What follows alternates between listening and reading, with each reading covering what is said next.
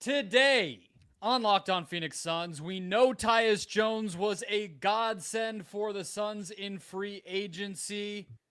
How big of an impact will he make? How much can he really change this team? We'll break it down next.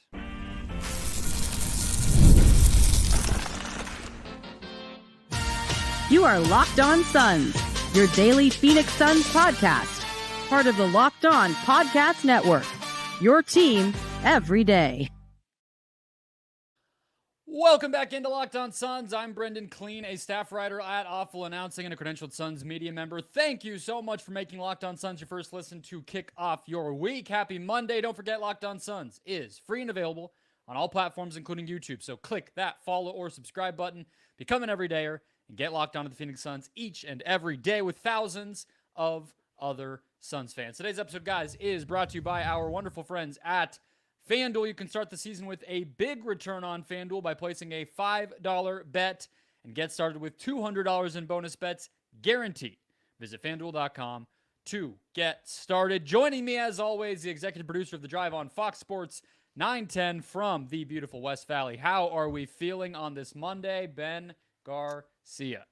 I'm feeling good. The West Valley, not at in downtown, but it was definitely a somber weekend. As I'm sure we'll talk about it in a second here. The late great Al McCoy passing away, the what I would call the original Valley boy. So that was tough. But I'm doing good, all things considered.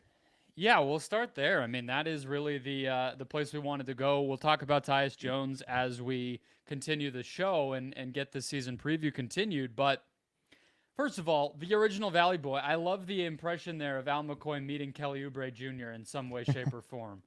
Do you think those two ever had a conversation? What was that like?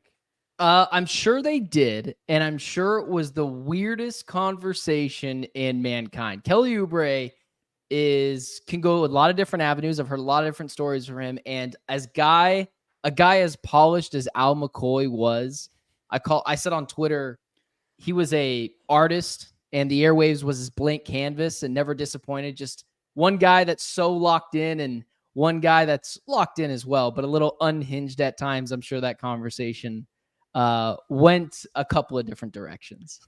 Yeah, so, of course, if you're listening to this by now, you know that Al McCoy passed away at the age of 91 on Saturday. He was doing this for 51 seasons and called his last game last May 11th, 2023, and he lived about as full of a life as I can possibly imagine, Ben. So I'll read one quote here from the press release that the Phoenix Suns put out. From his family, they said, quote, "As a father, he taught us the value of respect, loyalty, hard work, and love, both on and off the court. His passion, dedication, and kindness touched countless lives. And while he may be gone, the impact he made will be felt for generations to come." I mean, I was texting with a friend, Ben, after this happened, and the guy was around for all three NBA finals that the Suns made. And if anyone needs a reminder, those three finals happened across three different decades that were like 60 years apart. Mm-hmm. So he is Suns history. What were you kind of thinking and feeling as the news came out that he had passed away? Yeah, I'm going to put you on the spot a little bit. I found out through your Instagram story. You posted on your Instagram story a share of what the Suns put out, and it was out, and I went, no bleeping way, except I didn't say bleeping, and I don't use a lot of expletives. I immediately rushed to Twitter to confirm the news, even though the Suns had did it, but some part of me was like, maybe? But I remember Eddie Johnson tweeting something out recently about Al McCoy's health. It was a little cryptic, and it seemed like maybe, I'm not putting anything on Eddie Johnson, things happen. It seemed like maybe that information wasn't supposed to be out there yet, and he kind of corrected himself. And again, nothing on anyone, but I'll be honest with you, man. I feel like I've made my career so far as a broadcaster being honest and authentic, whether people like me or not. I've always said, I'll say what I think. I'm going to be honest to who I am. I'm not going to fake who I am, and the audience will decide if they like me or not. So I'll share this. Al McCoy was a huge part of my childhood. maybe one of the first things I remember growing up was hearing Al McCoy's voice on the radio. Now, I'm not going to lie to you. I didn't listen to the radio for the later parts of his years as a Suns broadcaster because I just watched it on television. I watched a lot of games there. Yeah. But every now and then, I would turn the dial to 98.7, even just as recently as last year or 2 years ago, just to hear his voice, the Shazams, the Wham Bam Slam, the whatever it was. And there were so many times in my what was a very turbulent childhood, but again, not about me. Al McCoy was really good at making you escape. What people don't understand about play-by-play is you are literally an artist describing what is happening on the court. What is happening? You have to perfectly translate what is happening on the court to someone who can't see it. Al McCoy was not only so in love with it, he was so good at it. And it really is one of the few things about my childhood that I look back on and I go, man, I used to beg my mother to put him on the radio just so I could listen because sometimes my parents wouldn't let me watch the games. And that was really cool for me to be able to go back and be like, wow, who knew a commentator could play such an instrumental role in my life? And I didn't even realize it until after he was gone. Because the Suns are what made me fall in love with basketball. So it was really somber. It was one of those things where I lived a really full life. Thankfully, it wasn't something tragic. You know, he went peacefully. But Al McCoy will deeply be missed. And more than anyone in this world, I wish we could have got him a championship. Anyone else. Now, that's not what Al McCoy did. He did it for the love of the game. But more than Larry Fitzgerald, more than Steve Nash, that guy could have hung it up half a decade ago. A decade ago when the Suns were terrible. He showed up day in and day out and called that game in his late 70s when he didn't need to do it anymore. There is something to say about that. So Al McCoy, this is where I love having an owner in Matt Ishbia that I know will do the right thing. They're going to do something special to honor him this season, whether it's a patch, whether it's something on the court. I'm excited for it. So a little long-winded there, but that was, I'm sure everyone that hurt for sure. Of course. Yeah. I mean, and if Ishbia doesn't, then Book will ensure that happens. I think I 100% agree. We're going to be thinking and hearing and seeing a lot of Al this year for sure. And yeah, I mean, the man was calling games until a year ago and so good. Really loved it. Right. I mean, you don't do it for that long if you don't have a real passion for it. And I've talked, I think we did a whole episode basically on it last year when he retired, and I know I've told stories, but yeah, I mean, I didn't have cable when I was growing up. So when the game started to be split between the two, you know, for a while they would be like half on free TV, half on cable. Then they went all to cable, like, you know, 10, 15 years ago, that transition started to happen. And then, you know, there are workarounds, but there were a lot of times where, you know, I would listen or I would have to turn it on to be able to get any kind of glimpse of what was going on. And then fast forward to like around the range of when I started covering the team, and I would hate to miss even a minute of games because I took it really seriously. I'm getting paid to do this now. I want to do my best, but I still had other jobs that didn't always care if there was a Suns game on TV. And I remember a lot then kind of reconnecting with that, like, you know, childhood connection to the team and Al's voice and that play-by-play thing, which, like you mentioned, yes, play-by-play on the radio is a crazy art that's going to be lost to time over the years, but also for basketball, it's like next to impossible. The game is moving too fast that anybody should ever be able to do the job as well as people like Al McCoy did it. And then get to turn on those games when I would be going to work, coming home from work, whatever it might be, to just try to keep up and not miss a second of the action around that like 2017 to 2020 range was very, very special as well. So, you know, I got to meet Al. I got to be around him a little bit over the years covering the team. I wouldn't say we were, you know, any sort of friends, but he was just a caring guy. And then getting to meet him and have him at least recognize me, know who I was, say hello, be friendly the way that he was, be in the media room that is literally dedicated to him. I mean, for people who don't know, the whole media room in Footprint Center is plastered with a history, a timeline of his career. It's named after him. And then each panel of the wall has He was born here. He went to college there. He called his first this game. He did the Mercury for the first time that year. He called the finals that year.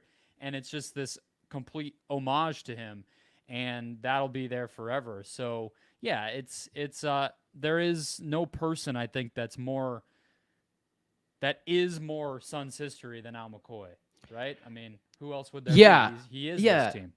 And this would be my last thing that I'll say is for future Suns fans that, 5 years from now, 10 years from now, that join the bandwagon of being a Suns fan, that Al McCoy tenured clearly ended now. But from now until basically the start of the Phoenix Suns, we all have one thing in common, and it was Al McCoy. Everyone knew who Al McCoy was. Players retire, coaches get fired. Al McCoy literally was forever until the very end. So he is Suns history. And I remember being there on the night he went to the Ring of Honor. It was obviously well-deserved. But, man, that guy also didn't age a bit.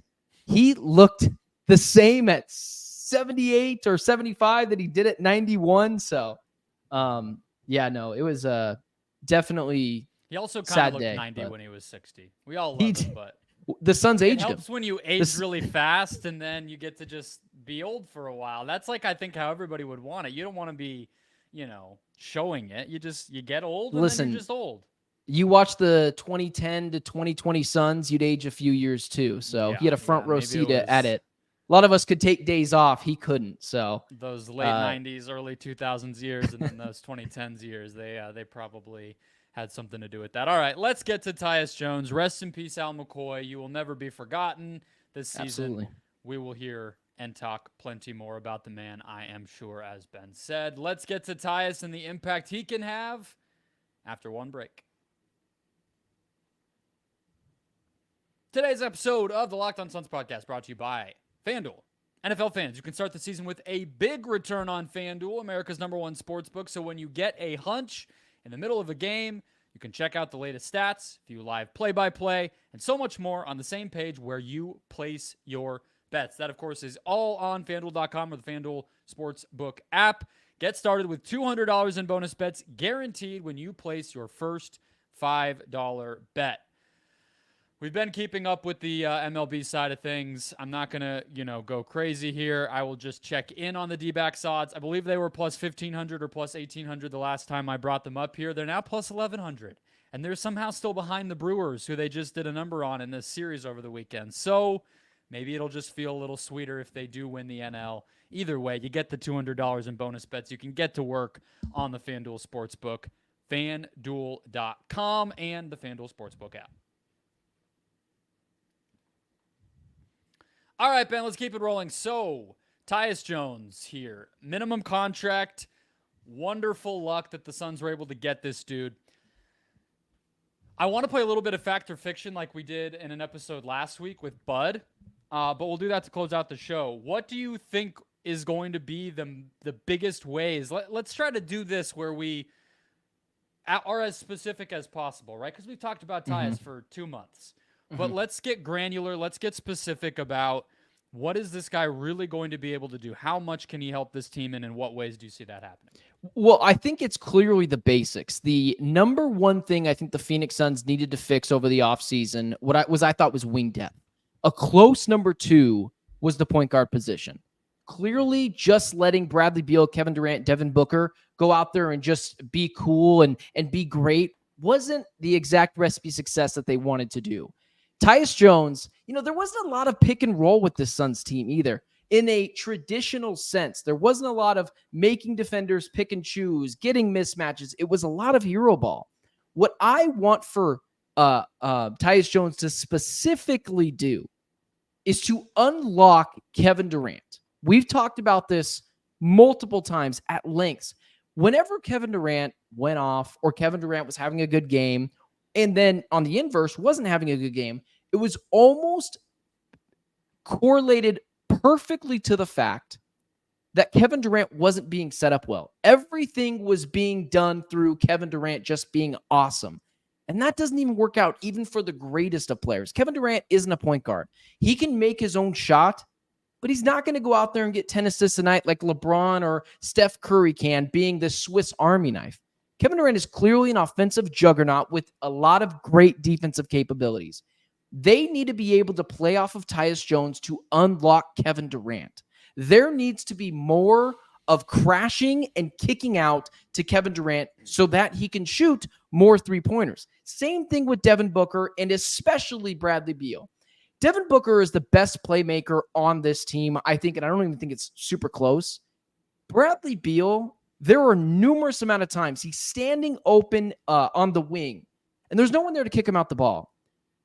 Crashing and dishing is something in the pick and rolls that I think need to especially get better under Tyus Jones. The pick and roll will, because he's a traditional point guard, that stuff is going to allow for mismatches, be able to find Yusuf Nurkic around the rim for easy alley-oops, easy putback dunks, whatever it is.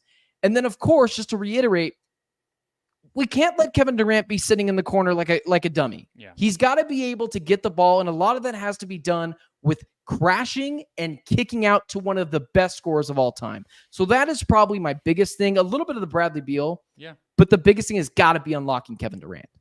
Yeah, make the big three better, run more, structured traditional offense. It's gotta I love be. both of those. I want to sit here and say that Tyus Jones is going to be the hero that this team needs. I want to say that he's going to fix a million things.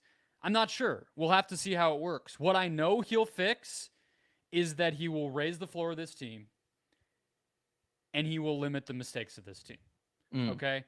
I look at turnovers, obviously. I look at the inefficient fourth quarters. And I look at how much the team, you mentioned maximizing guys like Durant and Beal and Booker, how much the team fell off a cliff when those guys were off the court at all or missed time.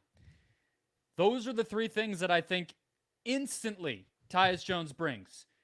Structure and stability in the fourth quarter and in just tight moments. We don't even have to talk about the fourth quarter. We beat a dead horse with that.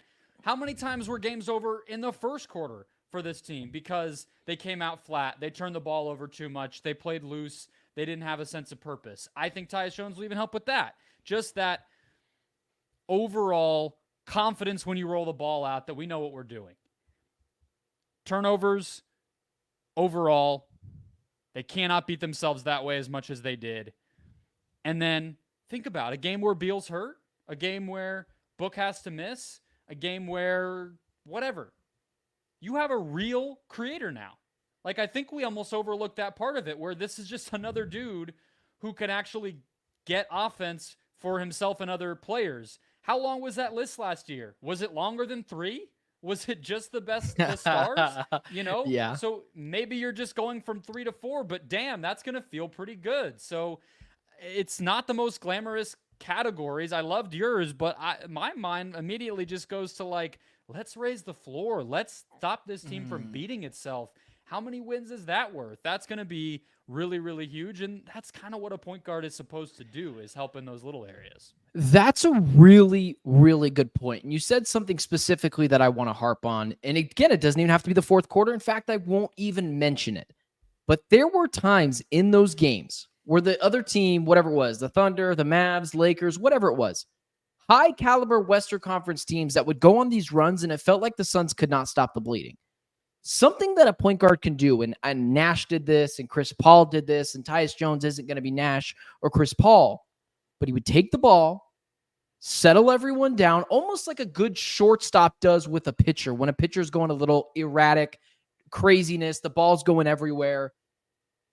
Tyus Jones needs to be able to reel that team back in, pull the ball up the front court, calm everyone down, or there's several different misses. They keep on getting offensive boards. He gets the ball. There needs to be someone to not only initiate an offense, but when things are going spiraling downhill, Tyus Jones is going to be the guy that stops everything and says, all right, guys, reel it back in. And that's what I feel like the Suns were missing last year, because all Bradley Beal, Kevin Durant, and Devin Booker knew, which, by the way, were the only guys scoring on offense outside of Grayson Allen, especially at the later parts of the season. They didn't know, because they just know to attack the basket and score, and that's the only way to stop the bleeding. None of them are point guards. So it was kind of nice to be able to have a guy like Tyus Jones be able to, all right, guys, let's settle down. Let's stop trying to get everything back in one play. Let's set up a play, and let's be able to get a basket and just cut this run that the other team is on in whatever point factor it's in. So that's something as well that you had mentioned. The turnovers were so frustrating last year because it was ill-advised, and they were forced by not the defense, but by them running an offense that was just lackluster. Yeah. Yeah, it's like, what's the opposite? What's the opposing force that stops a snowball effect? Like, I guess rain. It melts the snowball. the so many of the ways that this team played last year compounded themselves, right? Where you don't run great offense, you get down, and then like you said, it's like, an NFL team forcing the deep ball and throwing an interception. And it just felt like they would do things like that, and then you're down more, and then you're making more mistakes and whatever. And it's not even always that Tyus Jones is going to be a superhero who just comes in and does all this thing. It's almost like reducing a lot of things, reducing the stress, and this is then going to lead us to the fact or fiction, because the first one I want to talk about is pace. Are we positive Tyus Jones is just going to be Russell Westbrook out there? Or could there actually be value in the opposite? I also want to talk about defense, and I have one more. I'll keep a secret. We'll get to those next. First, today's show is brought to you by eBay Motors, the best place to buy any part for your car. I promise I've done it. Passion, drive, and patience, the formula for winning championships, is also what keeps your ride or die alive. eBay Motors has everything you need to maintain your vehicle and level it up to peak performance. Whether that is a supercharger, a roof rack, an exhaust kit, LED headlights, or more. Whether into speed, power, or style, eBay Motors has you covered. With over 122 million parts for your number one ride or die, you'll always find exactly what you're looking for. And with eBay's Guaranteed Fit, your part is guaranteed to fit your ride every time or your money back. You literally input what kind of car do you have, and then it tells you, yeah, this will work. And they mean it, and it's true. Because with eBay Motors, you're burning rubber, not cash. With all the parts you need at the prices you want, it's easy to make your car the MVP and bring home huge wins. Keep your ride or die alive at ebaymotors.com. Eligible items only. Exclusions apply. eBay Guaranteed Fit, only available to U.S. customers. Closing out the show here, Ben. So, fact or fiction? Talked about this one a little bit. We talked about Tyus a bunch this past week in the season preview series, but pace. And pace, I think, came up in the Bud conversation too. I just want to say, I have no idea if this team is for sure going to play faster. Okay? Last season, offensive seconds per possession, which is the closest kind of pace stat that people should use more so than pace, because that's affected by the other team. Offensive pace, 14.86 seconds per possession. The number doesn't matter. What matters is they were 17th. Middle of the pack. They weren't as awful as maybe we think. It was really bad in the fourth quarter. Some of the other parts of the game, it was a little bit better. We know Tyus Jones, what did he do? In Memphis, in Minnesota, push, push, push. He's a smaller guy. He doesn't want to have to play in the trees and be among the big bodies and drive to the basket and all that stuff. So, hey, hit a head pass. I'm going to, get out and run a quick pick and roll, shoot to the, pass it out to the corner to a shooter, whatever. We talked about it with Bud. His teams are kind of, it can be either way. We're not positive. I'm not sure that Tyus Jones is necessarily going to make this team play faster. And if he does, I wonder if they can sustain that. I wonder if he's now the only guy who can do it. Does it still make sense to turn your whole identity over to that? How do you feel about whether Tyus will just be this complete flip for their style of play and their pace? Yeah, I'm going to cheat. They're not going to play significantly faster, but in times they're going to play faster. Yeah, feel the because same. Because as a point guard, your job is to understand the flow of the game. You are the quarterback in this instance. You have to be able to say, all right, we got to push the pace now. You have to feel the sense of urgency. If it's Tuesday night against the Grizzlies and it's 30-22 in the first quarter, you're down by 8 points, you're probably not going to go full Harlem Globetrotter and run all the way down the court. There's a difference between urgency that I need a point guard to understand. You are literally calling the game. You're managing the game. When the Suns had Chris Paul, it was like molasses. It was too slow. Granted, it worked at times, especially at the early parts of Chris Paul's career. And then there was the campaign thing where he was getting out quickly. This team was a little bit younger. You had guys like Mikal Bridges, Cam Johnson. It worked. And it worked a little bit in that Nuggets series until, it didn't. Tyus Jones has to have the idea and the urgency to know when to go fast and when to go a little bit slower, when to play with pace and when to not play with pace. And a lot of this has to do out in transition. He needs to be able to get the ball out of the basket and start moving. Too often in times, all 5 guys were in the backcourt of the Suns backcourt, while the other team had just scored and everyone's down there getting their defense set. A point guard needs to be able to get a defense to play on their heels, needs to be able to exploit their weaknesses. And that's what Tyus Jones is going to do. So they're going to play faster, smarter, and not just to play fast, because that's when you get reckless and you start to get the kind of nauseating campaign turnovers that you just don't want to have. Yeah, there were times I think where some of the turnovers came from trying to play too fast last year, right? So that's where I think the story's a little bit more complicated than maybe we give it credit for. I agree. I think that just getting the ball across half court and setting the offense quicker is something he will do, even if those don't turn into like fast break points. I also think the distinction you made is a good one, because there's also a form of pace that just comes from playing in the half court. We think of pace and we always just go transition baskets, fast break points. Pace can also be, hey, Steve Nash, we're getting the ball, we're getting a play set up, we're starting our offense just earlier in the shot clock. You know what I mean? And we're moving with the sense of purpose. The ball is moving and things like that, just because of the sense of urgency that point guard has. And I think that'll happen too. So maybe less so it'll show up in like the pace stats and the fast break points and things like that, but it will show up in just their overall, I think, efficiency as an offense. All right, the other one, I should have teased the defense one. I hid the most boring one, frankly. But it's worth, I think, talking about here, Ben, because we talked about this a little bit with Bradley Beal last week too. What's the role? What's the lineup combinations and everything else? As a bench player with the Wolves and with the Grizzlies for the beginning of his career, Tyus played, he peaked at 23 minutes per game in 2018-19, but that was a season where he started quite a few games. Same thing for 22-23. Last year, he's a starter in Washington, still doesn't crack 30 minutes a night. I guess it's not so much of a fact or fiction, but let's start with one, and then I'll give you a fact or fiction. How much is he going to play? Tyus Jones is going to play as much as Mike Budenholzer wants him to, and if he's starting, he's going to play 30. The Wizards wanted him to? He's going to play 33 minutes a night. He has to. Okay. He's 28 years old. There's no wear and tear that I'm worried about of Tyus Jones. Not to mention, I know this team is deeper than they were last year. I think it's overstated how much deeper they are. Now, they have 7 guys that I think they can play in a playoff rotation that actually makes sense and are quality players. I don't know if it's super deep. Like, I don't know what's going to happen with Monte Morris.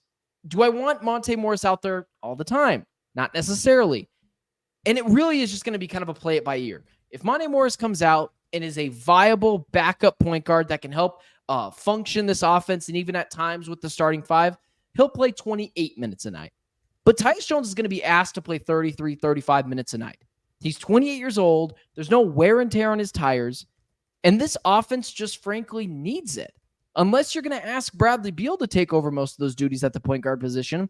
But we saw how that went down last year. That doesn't make a lot of sense to do the same thing over again. Maybe it's a second pitch, and maybe that's what they want to go to. But Tyus Jones is going to play much more than I think everyone is anticipating. This is why they got, and not only for him, he's in a contract year. He wants to play as much as he can to show that he's worth the contract that he wanted this past offseason. Okay, so here's how I come down on it. I think 33 is a little high.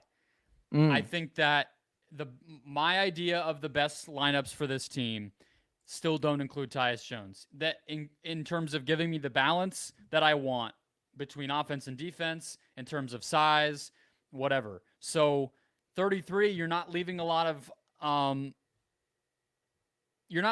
space for those other lineups to play a lot also. Whatever everybody's role is. The types of lineups we saw last year, point guard lists. to me, closing games, those lineups are still what the Suns are going to need to make work most nights to win games. So I want to give those lineups breathing room on top of that.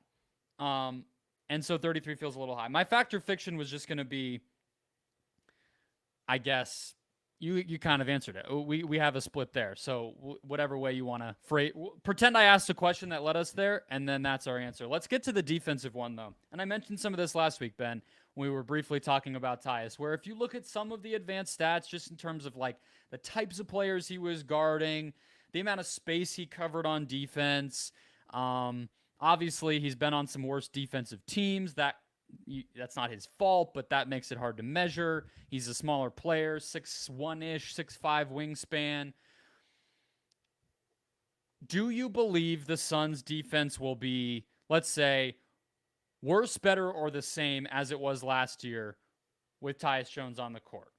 Situationally better, but for the most part the same. It's going to be the same. Okay. I just think a guy that's as smart as Tyus Jones during the regular season, the playoffs, I think it's going to be exactly the same. Personally, that irks me to say, but I do think in the playoffs when it's just a little bit more rumbling, stumbling, people are getting injured, it's a physical game. I just think it's going to be more or less the same. But in the regular season, especially situationally, a guy that is as smart as Tyus Jones is going to do things that Chris Paul did at times, where Chris Paul wasn't the best defender, but he was willing. And he was smart enough to get in passing lanes and make things a little bit more difficult for the opposing team. So situationally, yes. But for the most part, in a granular scale, I don't really think it's going to make that much of a difference. I know the Suns weren't a great defensive team last year. I know towards the end of towards the All-Star break, they were like a top 10 team in defense. Yeah. I don't know how much of that's going to translate, especially with the team that's got a lot of guys that are going to be injury riddled. Situationally, and I think that's what matters, yes, Tyus Jones will make them better. Against the best teams in the Western Conference in the regular season, situationally, I don't think there's any doubt in my mind they will be a little bit better.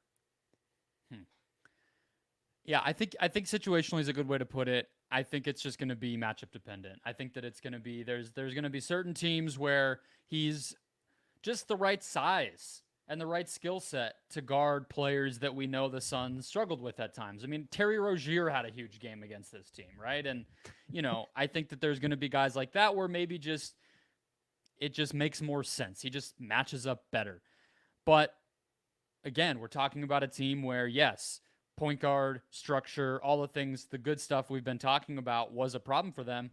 It was also a problem that they were really undersized. It was also a problem that they, could get killed on the glass, that they could get, manhandled a little bit. And I don't exactly see a smaller point guard being a solution there. And that's just, again, kind of goes to why I wanted to hit on the minutes and the role, because what if there's a game where, I don't know, you're playing Boston or you're playing, frankly, the Nuggets, just to throw out two where I don't see a great place for Tyus Jones to go play on the defensive end. I think that is something maybe we are overlooking.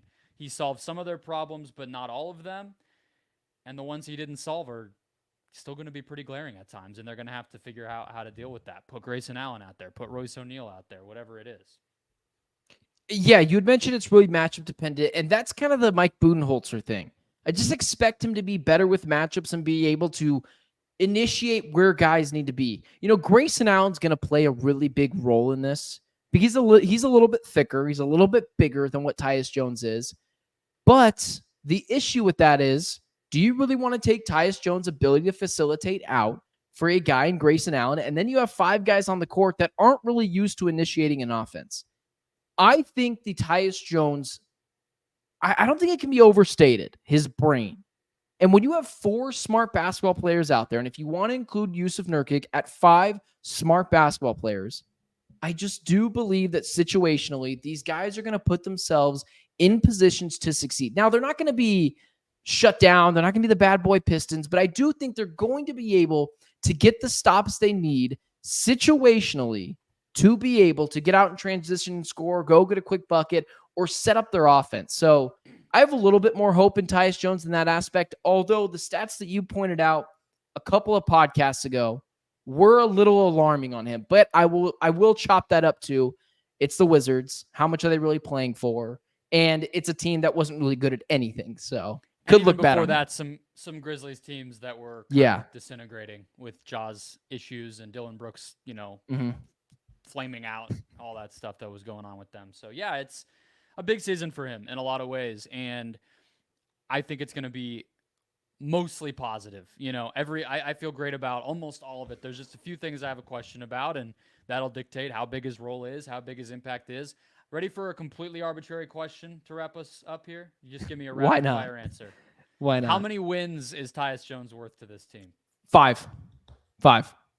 I believe that. Okay. I know you've asked me that before, and you gave me the same look before, Brendon. 5. He's worth 5 wins. I think Smart I asked you basketball about play. Bud, and we're just getting a lot of wins added. Well, okay. Well, when you add, I'm adding it up cumulatively.